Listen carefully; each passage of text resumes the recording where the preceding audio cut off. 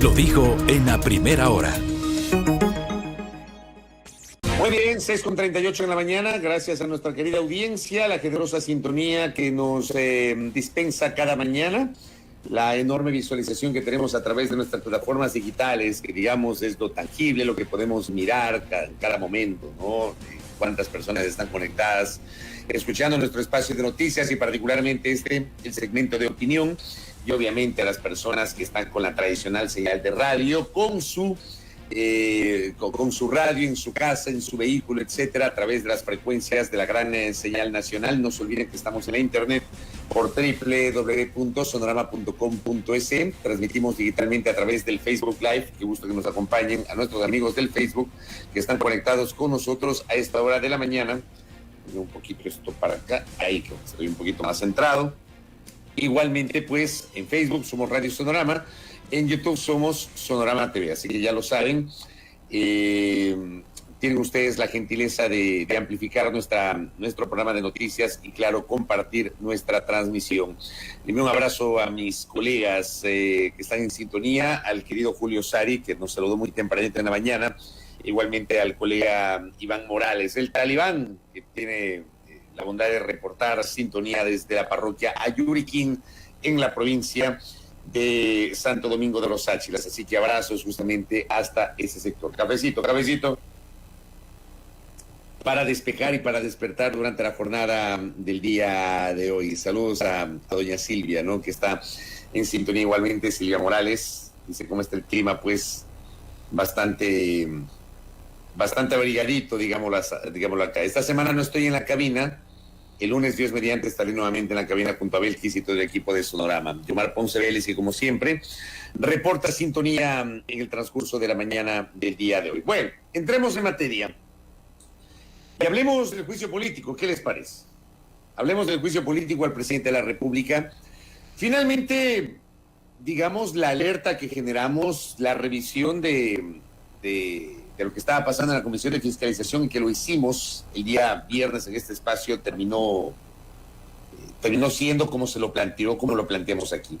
Absolutamente nadie refutó nuestra alerta respecto a que los plazos no habían empezado a correr, de que de pronto el plazo estaba suspendido, el plazo estaba ahí, en suspenso, para que el presidente de la República pueda presentar sus descargos y los solicitantes del juicio político presenten sus cargos. La cosa estaba complicada. Lo alertamos aquí en este espacio el día jueves, señalando pues los diversos escenarios que se habían planteado. Por un lado los acusadores, por otra parte el presidente de la Comisión de Fiscalización y Control Político, que hay un capítulo aparte. Todos los legisladores, las cosas hay que decirlas como son, ¿no? Todos los legisladores, los 137 legisladores, tienen una postura política, tienen afectos y desafectos, tienen una ideología. ¿Que es legítimo? Por supuesto que es legítimo. Que están en la legislatura auspiciados por una orientación política, o que tal vez en el camino se cambiaron de orientación política, que hay legisladores que pasaron de la izquierda a la derecha con una facilidad asombrosa. Eso ha pasado toda la vida. No es que ahora por primera vez ocurre, ni mucho menos.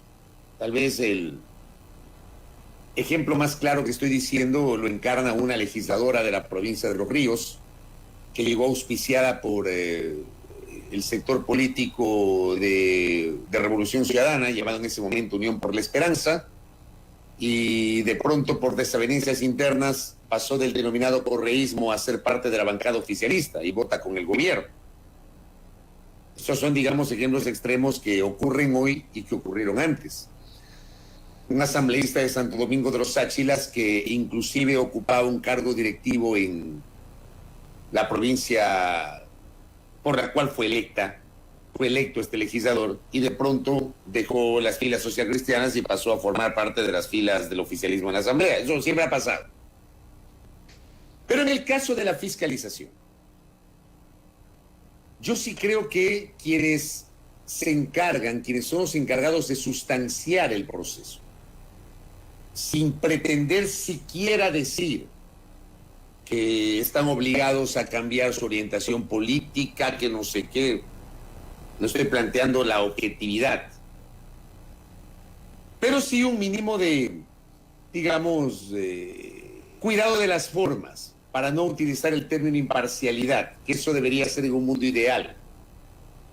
Porque claro, me dirán, terminan siendo juzgadores políticos, y sí, son juzgadores políticos, y eso es lo que está ocurriendo ahora mismo en la Asamblea, pero no por eso significa que van a estar abiertamente a favor o en contra de determinada tesis, siendo quienes sustancian el proceso. Porque son jueces políticos. Terminan siendo jueces. Políticos sí, pero terminan siendo jueces. Y a mí sí me parece que en esa comisión, quien lidera esa comisión, no está cuidando las formas, y eso termina contaminando la sustanciación de un proceso que es inédito en la historia de la República, y como lo he venido planteando desde enero, cuando se integró la comisión ocasional del caso denominado el Gran Padrino. Este caso, este tema, debe ser manejado con extremo rigor y seriedad, más allá de la altisonancia política. Lo vengo diciendo desde enero. Hoy, 11 de abril, lo repito. Lo dije cuando se instaló la comisión ocasional. Con todo el respeto para las asambleístas y los asambleístas, como lo dijimos en su momento, integrantes de la comisión ocasional. Había que bajarle la altisonancia y manejar con absoluta seriedad la investigación sobre el supuesto mal manejo o la supuesta red de corrupción detrás de las empresas públicas, porque esa es la génesis de todo esto que estamos viviendo hoy. Y lo mismo pienso de la Comisión de Fiscalización. Yo sé perfectamente cuál es la postura política del asambleísta Villavicencio, o del asambleísta Ana Belén Cordero, o del asambleísta Roberto Cuero, o del asambleísta Pedro Velasco, o del asambleísta Bruno Segovia. Creo que todos estamos claros. Pero los legisladores no pueden olvidar que son jueces políticos en este caso, y que hay que por lo menos, con algo de rigor, cuidar las formas. Y no lo están haciendo. No lo están haciendo. Ni los unos ni los otros. Porque por un lado tenemos a un presidente de la Comisión de Fiscalización que claramente tiene una postura, siendo el legislador que debe sustanciar el proceso, que debe garantizar que se cumplan con todos los presupuestos asociados a un juicio político inédito para el país. Y vuelvo a remarcar en aquello. El juicio político al presidente de la República es un hecho inédito que no ha ocurrido nunca en este país en la historia contemporánea. El otro día que estuvo aquí con nosotros el historiador Juan Pacimillo, él nos recordaba que el único antecedente de un juicio político contra un presidente desde que Ecuador nació como república en 1830, sería en 1933, con el presidente Juan de Dios Martínez Mera, y que el interpelante fue el entonces diputado José María Velasco Ibarra. En la entrevista aquí, concedida este espacio, Juan Pacimillo nos lo explicó. No hay otro antecedente. Yo mismo me tomé el tiempo para juntarles, para explicarles que las 3 caídas de presidentes ocurridas en los últimos años, en estos 44 años de vida democrática, a Bucarán, a Maguad y a Gutiérrez, esas 3 caídas no tuvieron relación con un juicio político. Que en las tres caídas, los 3 presidentes no tuvieron el derecho a la defensa. Que las 3 caídas tuvieron la particularidad de que los políticos tomaron decisiones sin permitir que los presidentes puedan ejercer su derecho a la defensa. No hubo juicio político. Fueron decisiones legislativas en el caso de Gutiérrez y de Bucarán, y derrocamiento que luego se refrendó a través de una decisión legislativa en el caso de Maguad. Porque el caso de Lazo es un tema inédito. Y al ser inédito, por todas las consideraciones que hemos conversado con ustedes a lo largo de estas semanas, ese proceso tiene que ser muy riguroso. Cuidar las formas, abstenerse de hacer determinadas declaraciones. Dejar, obviamente, que fluyan los plazos, que se respete el debido proceso. El presidente de la República pueda presentar sus descargos y que los acusadores puedan presentar sus pruebas de cargo. Que la Comisión de Fiscalización eventualmente, si así lo considera, pueda pedir pruebas de oficio. Y que pueda armar un informe más allá de las consideraciones políticas o ideológicas de los integrantes de la comisión. Un informe que por lo menos tenga un mínimo de rigor y de decoro. Eso evidentemente no va a ocurrir porque desde el mismo inicio del trámite de la sustanciación en la Comisión de Fiscalización, esto ha sido, vea, a ratos hasta circense lo que está pasando en la Comisión de Fiscalización. Declaraciones por un lado, declaraciones por el otro lado. Ayer una bronca absurda entre el presidente de la comisión y el asambleísta Roberto Cuero. Yo escuché la declaración de Villavicencio, digo, así como me permito establecer esta crítica sobre el asambleísta Villavicencio, no me parece que está manejando como corresponde la sustanciación del juicio político al presidente de la República por su condición de presidente de la Comisión de Fiscalización, y tiene que por lo menos mantener un poquito la distancia, por lo menos, para garantizar, como digo, este rigor en la sustanciación. Así como genero esta crítica, a mí me parece desmesurada la reacción de ayer del asambleísta Cuero, porque me parece que el asambleísta Cuero no le escuchó completamente lo que dijo el asambleísta Villavicencio. De lo que yo escuché, el asambleísta Villavicencio nunca se refiere al color de la piel del asambleísta Cuero. Entonces, pero se dejan ver en tonterías, se dejan ver en cosas completamente intrascendentes, que no tienen nada que ver con la sustanciación. Y claro, pues, la respuesta de Cuero y lo que dijo Villavicencio termina siendo la tendencia en redes sociales y no el condumio. El condumio es la sustanciación del juicio político en contra del presidente de la República. Entonces, ¿de qué seriedad estamos hablando? ¿De qué seriedad estamos hablando con el país? Lo que necesita saber es si efectivamente el señor presidente de la República incurrió en una causal de enjuiciamiento político que derive en una censura y destitución de su cargo. Por ejemplo, ser responsable político de la figura de peculado por un contrato entre la flota petrolera ecuatoriana Flopec y una empresa privada. El país lo que necesita saber es si el presidente de la República efectivamente sabía que ese contrato era o no lesivo a los intereses del Ecuador. El país lo que necesita saber es si efectivamente el entonces gerente de Flopec advirtió al presidente de la República sobre lo lesivo de ese contrato y el presidente, en lugar de tomar en cuenta esa advertencia, terminó sacándolo del cargo.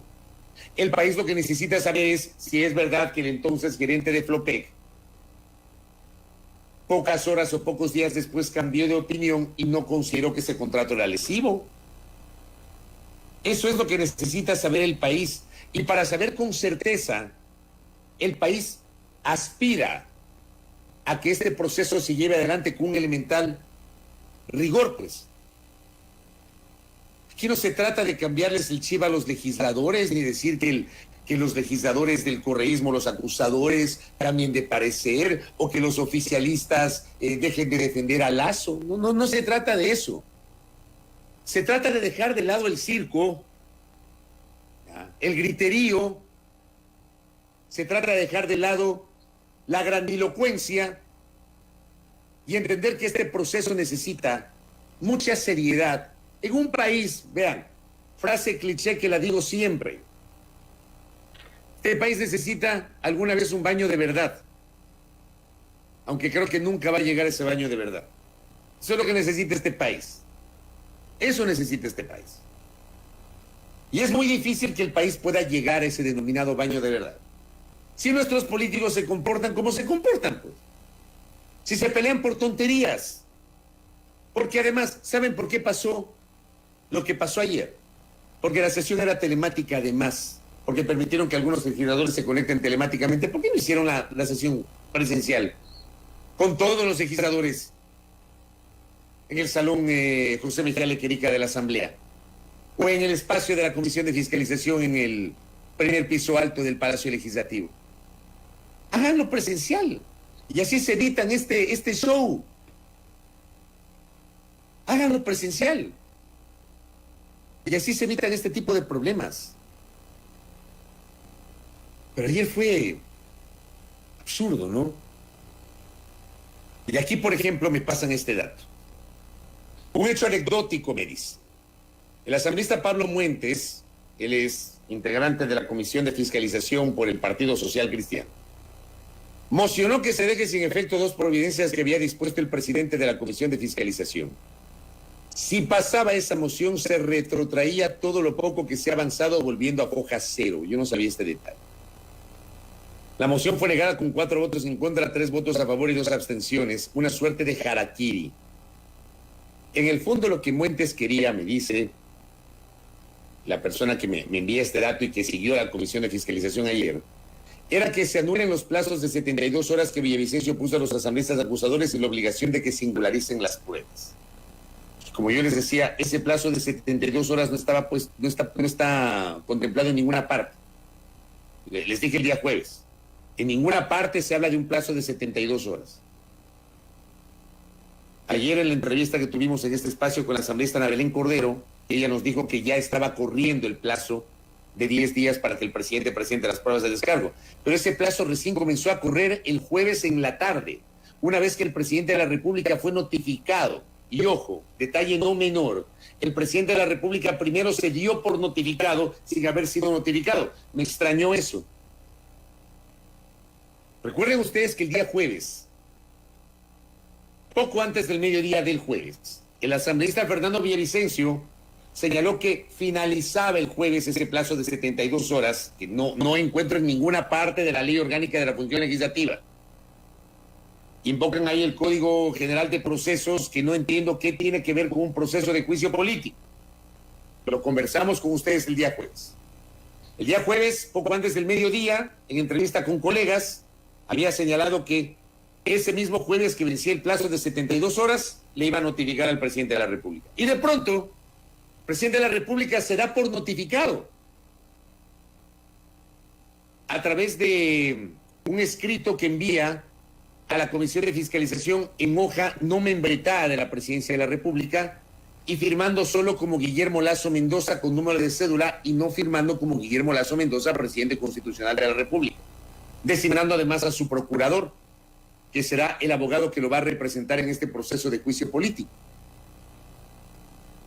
Pues se dio por notificado y después llegó la notificación. Bueno, se supone que el plazo está corriendo. El plazo está corriendo. Y el plazo vencerá el próximo domingo, entiendo. 16 de abril. Para la presentación de pruebas de cargo y descargo. Pero hay otro detalle que escuchamos en la nota que Gabriela Murgueitio lo presentó hace minutos en nuestro espacio de noticias, de que ya estaba alertando el presidente de la Comisión de Fiscalización que estaban en una disyuntiva, que iban a quedar en el limbo porque no sabían cómo notificar, sobre qué acusación notificar. Yo de verdad, yo parto del sentido común, como lo dije el día jueves. Que la acusación está singularizada. Bueno, en el dictamen de admisibilidad de la Corte Constitucional está singularizada la acusación. De verdad que no sé por dónde se están perdiendo. Quisiera entender esa parte, tal vez soy yo el equivocado. Yo parto del sentido común. La acusación está singularizada revisando el dictamen de admisibilidad de la Corte Constitucional. O sea, para mí no hay dónde perderse. El dictamen de admisibilidad es o dictamina el camino a seguir. Que hay que singularizar, que no se puede hablar de concusión. Bueno, los legisladores pueden hablar de lo que quieran, pero el informe tiene que circunscribirse al tema sobre el cual la Corte Constitucional emitió su dictamen de admisibilidad, que es el tema de peculado por el caso de Flopec, y pare de contar. Que los legisladores podrán decir lo que quieran, por supuesto que sí. Y ni el presidente de la Comisión de Fiscalización ni nadie les puede coartar la libertad de expresión. Así es. Que el informe no puede decir nada de los temas de concusión, porque esos temas no son parte del juicio político. Por supuesto que sí también. Así es. No se puede incorporar en el informe nada que no tenga que ver con el dictamen de admisibilidad. El tema de peculado. Y sobre eso debería circunscribirse el desarrollo del juicio político. Sobre eso. Entonces, no sé por qué se están complicando cuando dicen que podría caer en el limbo, que hay que singularizar no sé qué, pero revisen el dictamen de admisibilidad de la Corte Constitucional. Yo entiendo que ese dictamen está por encima de cualquier cosa. Ese dictamen está por encima de cualquier resolución de la Comisión de Fiscalización. Ese dictamen está por encima de cualquier postura de los legisladores integrantes de la comisión. Ese dictamen está por encima de las posturas de los 4 solicitantes o de los asambleístas que apoyan el juicio político. Ese dictamen es de obligatorio cumplimiento y se puede decir lo que sea en la sustanciación del trámite del juicio político. El informe tiene que contener exclusivamente el tema de peculado. Yo no sé por qué se complica. Entonces señalan que no sabemos cómo vamos a hacer las providencias, cómo vamos a convocar a los comparecientes, que hay no sé cuántos pedidos de comparecencia. ¿Saben qué me temo? Vamos a ir más allá. Les invito a hacer un análisis mucho más allá. ¿Saben qué es lo que yo creo? Lo que yo creo. Yo creo que deliberadamente se pretende dilatar este juicio político para que coincida con la elección de autoridades en la Asamblea Nacional el 14 de mayo. Eso es lo que yo creo. Ojalá esté equivocado. Te lo digo así. Yo creo que no hay que ser un genio para darse cuenta de lo que está pasando. Solamente analicen los plazos. Con la reconfiguración de los plazos, por este plazo de 72 horas que de pronto abrió el presidente de la Comisión de Fiscalización, que no existe en ninguna parte de la Ley Orgánica de la Función Legislativa, resulta que ahora el nuevo cronograma de la Comisión de Fiscalización, que también hay que decirlo, de lo que yo supe el día jueves, ese cronograma ha sido elaborado por el presidente de la Comisión y por su equipo, pero no ha sido puesto a consideración de la Comisión. No sé si ayer fue puesto a consideración de la Comisión y fue aprobado. No lo sé. Es que alguien tiene ese dato, le agradecería. Hablo de lo que yo sé. De lo que yo sé, ese cronograma no había sido aprobado por la comisión. Pero bueno, ahí está el cronograma. Ese cronograma señala que hasta el 6 de mayo, sería entregado el informe de la Comisión de Fiscalización recomendando no el juicio político en contra del presidente de la República. Cumpliendo con los plazos establecidos en la ley orgánica. Acá me pasan un dato, ¿ah? Este cronograma no ha sido aprobado por la comisión. Les dejo boteando la pelota. El cronograma que ha circulado no ha sido aprobado por los miembros de la comisión. Es un cronograma que lo ha presentado el equipo del presidente de la Comisión de Fiscalización, y según ese cronograma, ya, hasta el día 6 de mayo deberá entregarse el informe recomendando el juicio político. Déjenme, ¿qué dice el cronograma? Aquí lo tengo a la manito. Verán. Según este cronograma, entre el 7 y el 16 de abril, estamos corriendo, está este plazo de 10 días para que el presidente de la República presente sus pruebas de descargo y los asambleístas solicitantes, los 4 asambleístas solicitantes, Pedro Zapata, Mireya Pazmiño, Viviana Veloz y Rodrigo Fajardo, presenten sus pruebas de cargo. 10 días que están decurriendo y que terminan el 16, el domingo próximo. Luego tendremos del 17 de abril, o sea, desde el próximo lunes, hasta el 26 de abril, el tiempo de actuación de la prueba. Y de allí tendremos del 27 de abril al 6 de mayo el plazo de hasta 10 días, que se van a tomar los 10 días, pues así es, para presentar el informe que recomiendo en el juicio político, que por cierto hay que recordar que es un informe no vinculante.